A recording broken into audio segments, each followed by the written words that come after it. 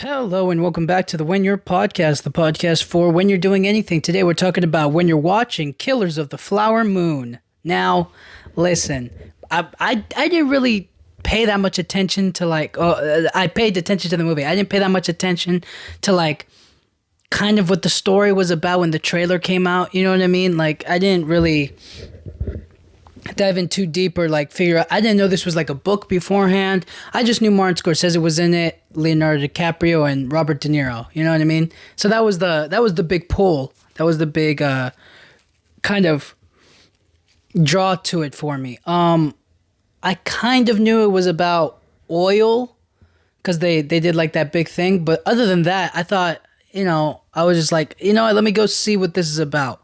I didn't know what it was going to be about. I didn't understand the whole concept of it. So I went into this one a little bit blind, so to speak, but they kind of catch you up on what's going on pretty quickly. So anyways, with that said, I thought the movie was fantastic. And yeah, I think I'm going to just touch on a few characters or moments. So spoilers for Killers of the Flower Moon. It's still in theaters. I saw it in theaters. It's great. Definitely worth a watch. If you're not into long movies, I guess maybe hold off. I think they putting it out on Apple Plus. So if you have that, you know what I mean. So anyways,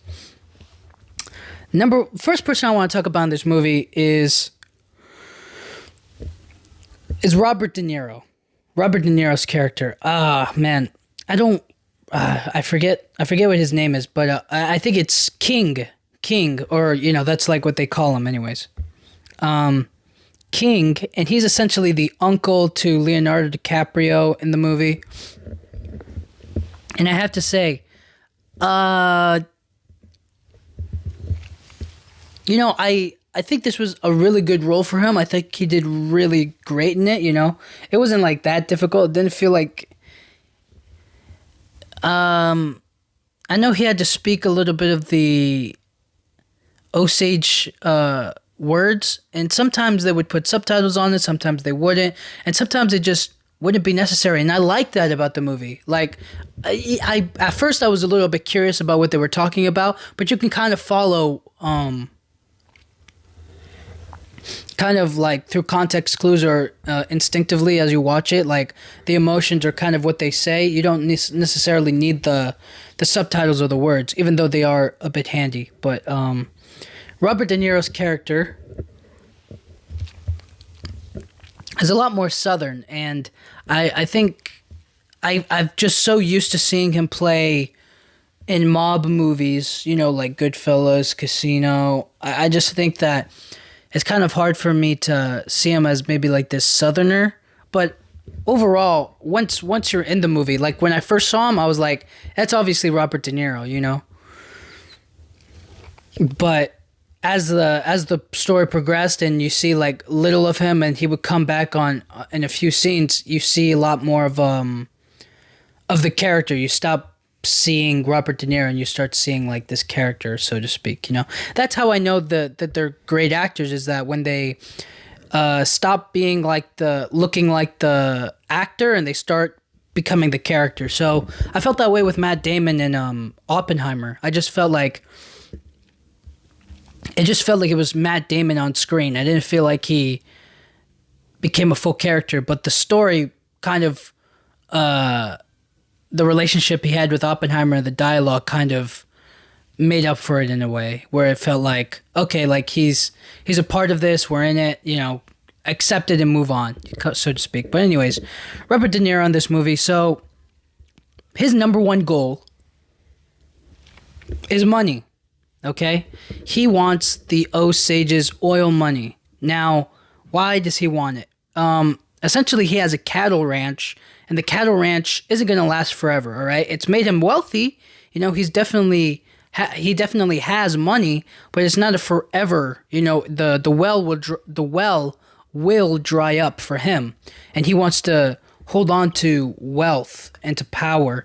And so essentially what happens is he he plants himself in as a friend to the Osage Native American tribe there in I think this is Oklahoma. I believe, if I remember correctly. I could be off. I could be completely wrong here, but I think it was in Oklahoma, and essentially he's doing everything he can to get it by any means. And he's plotting massacres or a bunch of murders of Osage women, Osage people in power or in wealth, and he's killing them off so that way he can get it for himself. And it's easy to cover up, so to speak, but whatever. Essentially, it's looking at, first of all, his name is King. Next, instead of maybe making his own business, or working a little, doing something a little different, it's somehow a lot easier for him. His greed has led him to the point of killing people to get what they have instead of making something out of what he already owns. Like, he has this cattle ranch, he has land. He could build an amazing business, but I guess it's kind of like easy money. So, I guess it's easier to kill and to get their inheritance or get their wealth than it is to make your own or to work for it, especially at his age, I guess, because he's so old. But throughout the movie, we see him use people, and there's this great moment of manipulation, this great moment of his the way he uses people. So I think he gets somebody to kill somebody for him, like a member of the Osage people. He gets somebody like a regular guy to kill them, and then he sets him up for like he sets him up on a nice quick getaway. He's like, you killed these people, now you can get out of town, and if you need some extra money, I know somebody who you can steal from.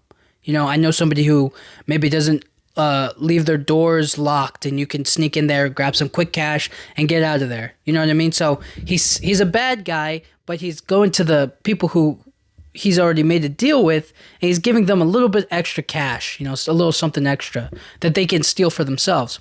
Well, what he also does is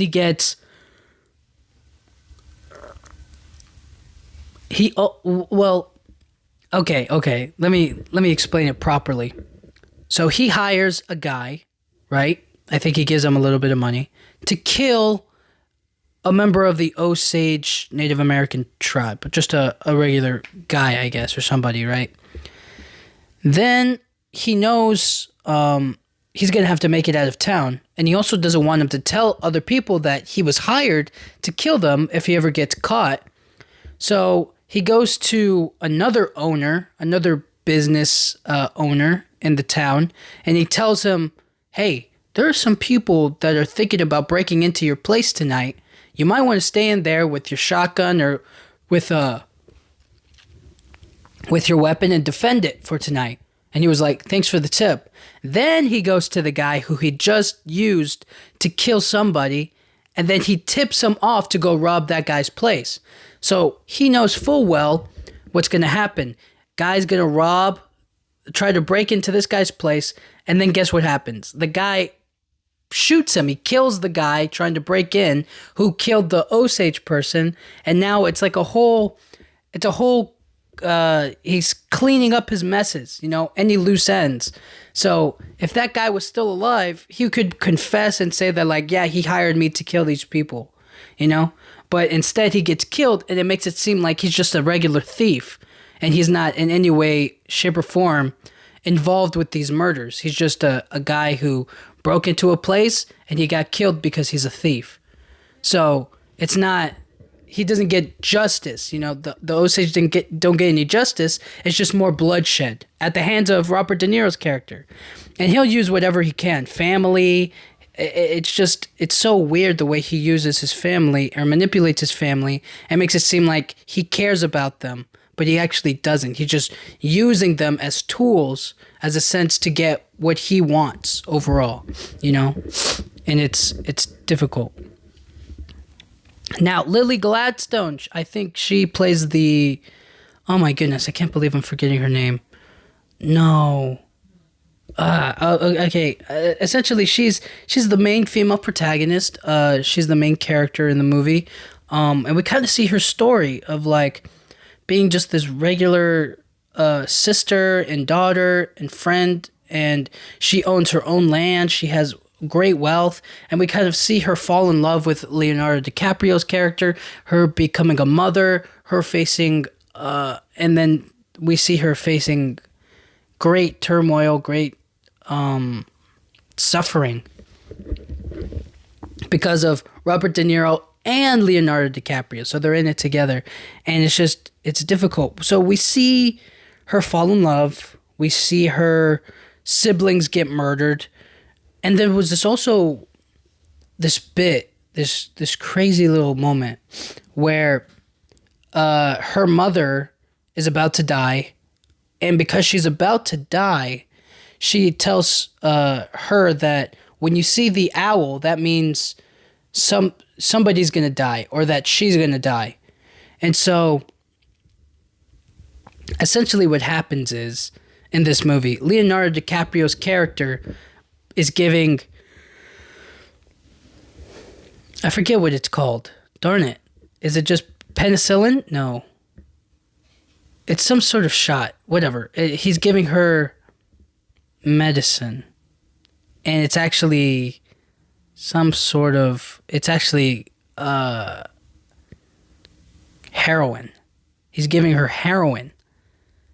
So this whole time she's believing it's something else. So she's addicted to this stuff, and she's slowly dying, but she's not fully dying yet. So she's getting sick and sick and sick, and she sees this owl. And I assume that means that she's going to die in the movie. But instead, who actually dies is their daughter, I believe. They have a daughter. While she's hopped up on heroin. So I think. So I'm a little unsure if it's like, if you see the owl, you die, or if you see the owl, somebody will die. I think I missed that part of it, but something bad did happen, and it's just, we kind of see this misfortune happens to them because of a lack of or because of her ownership, because she owns this. She owns the land. She owns her property. She owns the oil that makes everybody so much money and makes her so wealthy, She owns that. So because of it, or she inherits it, it brings great tragedy to her, and it's not like she has really done anything to deserve it, And it's just more, it's what makes the story so tragic for her, is that something so crazy happened to her whole family, and yet she was able to survive. She was able to pull through and do well. And I think that shows, her ability to hang on and make it to the end. She does make it, but not for long, I guess. Well, she does, but not in the story, so to speak. And we really see the oppression, or we learn about all the struggles that they had to go through, especially with them being with them owning that land, because they own all of it, because they're so wealthy, because they make so much money. It's just a way to keep them in control. So a way that they're oppressed, or whether they're kept in control, is that they can't even spend their own money. Like, that doesn't make any sense. It's so stupid.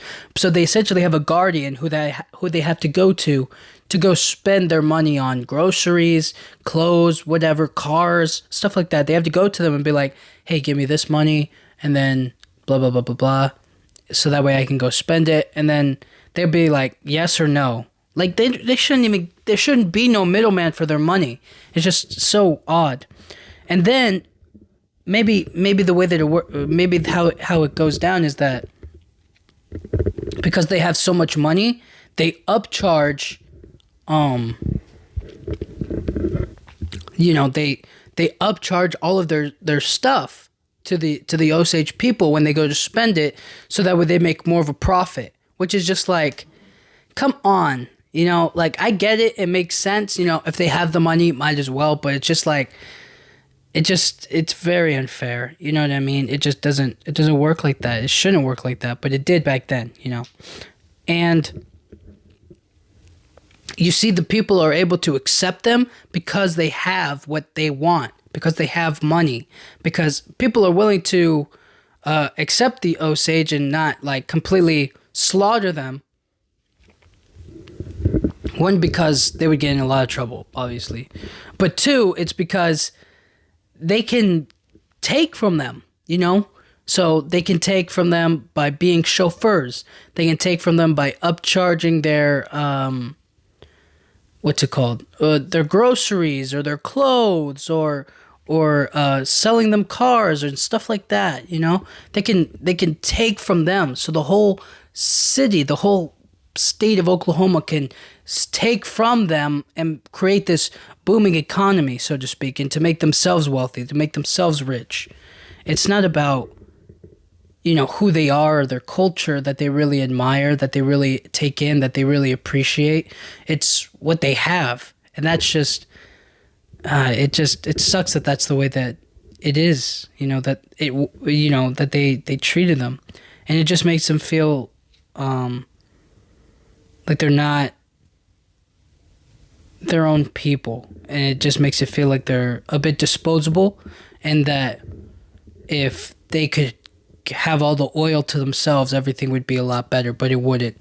It just make them a lot worse. It's wrong. So, anyways, we get to the murders. These murders, so if I'm counting correctly from the murders that we see, there's there's a lot. I think there's like about 6 or 7 total deaths in this movie. Maybe even more, but essentially what happens is Lily Gladstone goes to Washington, D.C., and she talks to the president. She's like, yo, Mr. President, I need you to come over to our city and stop all of these murders that are going down in our town. And the president does it. He sends the Bureau of Investigation, come to be known as the FBI. And, dude, it's just...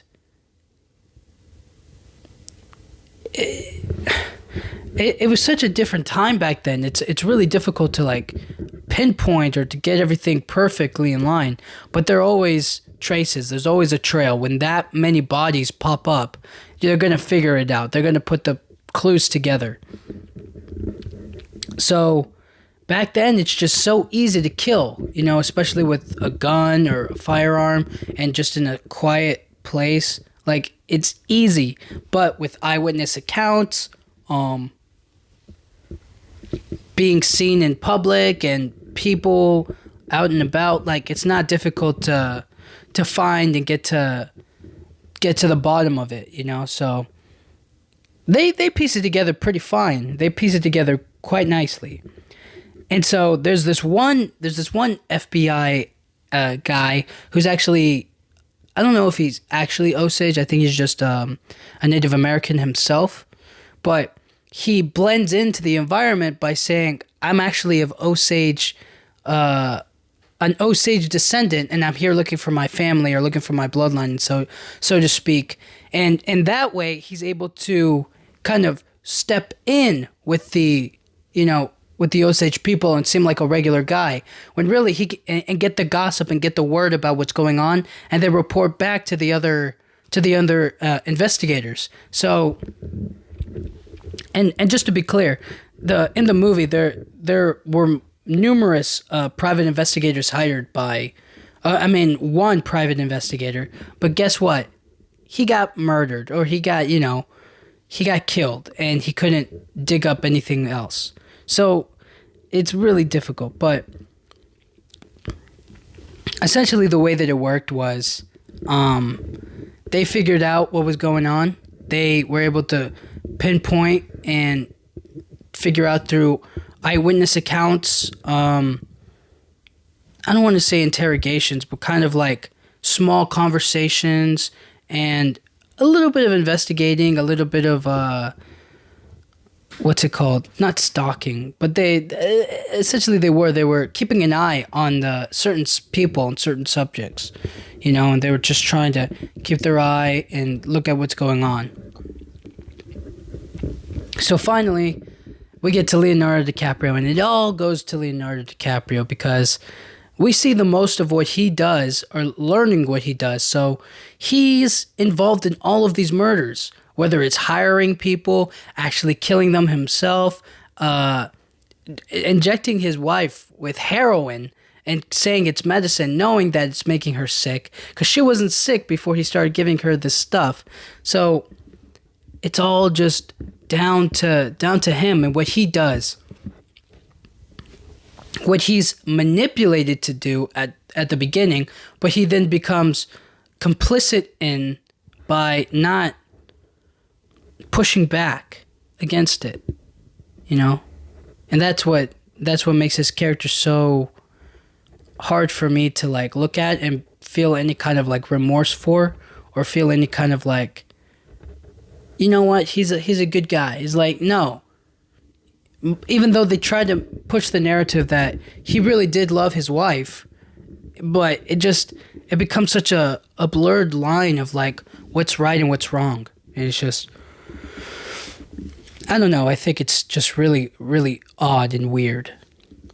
So a lot of people have been saying, oh, this is or I guess the critics have been saying this is Leonardo DiCaprio's best performance. I think he does great in the movie. I don't think it's his best performance. I think he did a lot of subtle things for the character that really worked. And that's what it felt like. It didn't feel like there was big explosions or big moments, like a huge like confrontation. It felt like a small minor kind of like feel, and they were a lot more reserved. It didn't feel like they really exploded or articulated well. Like there's a time where after Leonardo DiCaprio's daughter dies, he has a confrontation with King, Robert De Niro, who's his uncle. And he essentially kind of goes like, I'm done. I can't do this no more.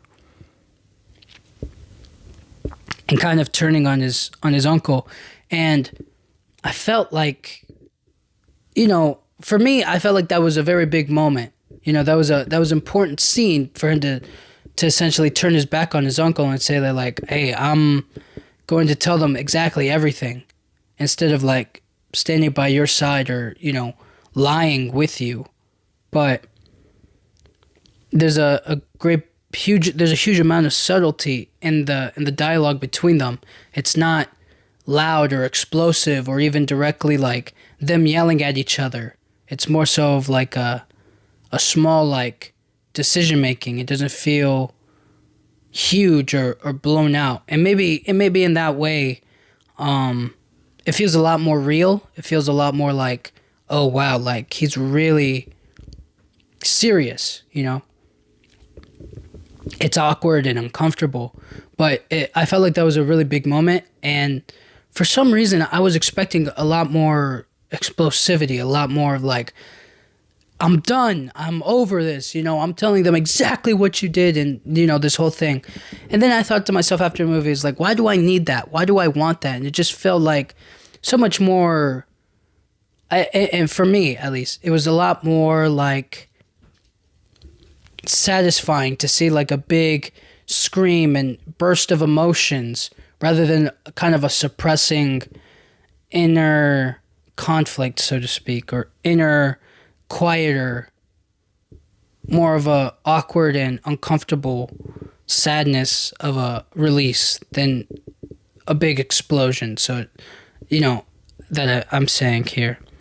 But his character really likes to step on the line of like what's right and what's wrong.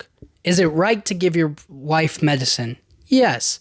Is it wrong to give her heroin? Yes. Does he know he's giving her heroin? He knows he's giving her something, so he's trying to like step in between the line and be, this play dumb like he doesn't know what's going on when it's all on him, and his inability to realize it himself is what gets him in all this trouble. It's what eventually gets his wife to leave him for somebody else. And who knows what happens after that? It sucks, to see that he got away with so much and it felt like almost nothing really happened to him or his uncle. By the end of the movie, we find out that they retired, went somewhere else, escaped, and got to come back to the town every now and then. And they got to be okay. They didn't face, they faced some jail time, some prison time, but they got out. They were fine. It doesn't feel like good enough justice for them to be, free for after all they've done. It just doesn't feel satisfying, their conclusion. But we do get to see, or I guess we hear. So at the end of the movie, Martin Scorsese kind of tells us about the ending, which I thought was a bit odd. I thought that it would be a lot more impactful to show, not tell, like all of the aftermath.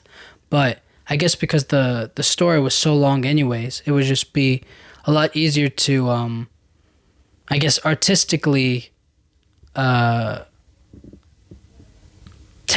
the audience what happens at the end.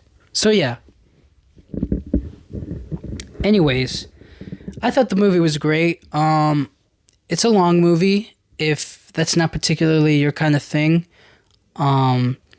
maybe wait for it to come out on streaming. Or, I thought it was definitely worth watching in theaters. There were so many moments where I was like, it was just a very thought-provoking. It makes you really think about like, okay, what's going on? How's it going to happen? How's it all going to play out?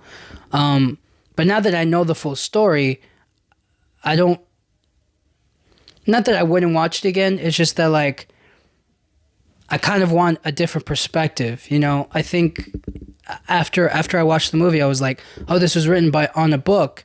And in the book, it was kind of from the book kind of tells it as like a murder mystery, so to speak, set in that time period. So you essentially followed the Bureau of Investigation as they learned all of it, instead of seeing it from Leonardo DiCaprio's eyes or Lily Gladstone or Robert De Niro, or feeling like you kind of get it more from the Osage's perspective of them being victims and them being attacked for having what other people want. Instead, you would see it from the Bureau of Investigation's eyes, which is obviously that the Osage are victims, but they wouldn't be the main focus. So in order to make the Osage the more focused characters of it, I guess, they were put in the position that they were in the movie. And I definitely felt their presence throughout the movie. And I think they did a good job with the movie. I don't think that they would allow this kind of movie to happen if they weren't like a part of it, So, and throughout the movie, I thought every one of those, of the Osage actors that they put in the movie, I thought they all did wonderful. I thought they were all fantastic. And I was like extremely prepared to see a lot more of like what they had to bring. But it didn't feel like there was some like triumphant like hero in all of it. It was more so like they were all put into this awkward place where they couldn't figure out who did it, and even if they could, what could they do? They weren't able to stop them. So that was it. And I think the Killers of the Flower Moon. So when you're watching Killers of the Flower Moon, be ready. It is a long movie, but kind of take it all in, and don't worry too much about like certain dialogue you don't understand the language to, or the because they talk to each other, and sometimes they don't show the subtitles. Don't worry about that too much, and just kind of see if you can piece together the emotions that these certain characters have. Even to Robert De Niro's character, imagine you've been greedy once in your life. Look at it from his perspective, and then look at it from Lily Gladstone's perspective. She's bedridden and she's fighting for her life, barely surviving. And then look at it from the Osage's perspective, and it's just like, we keep on getting bombarded and we can never have any real peace.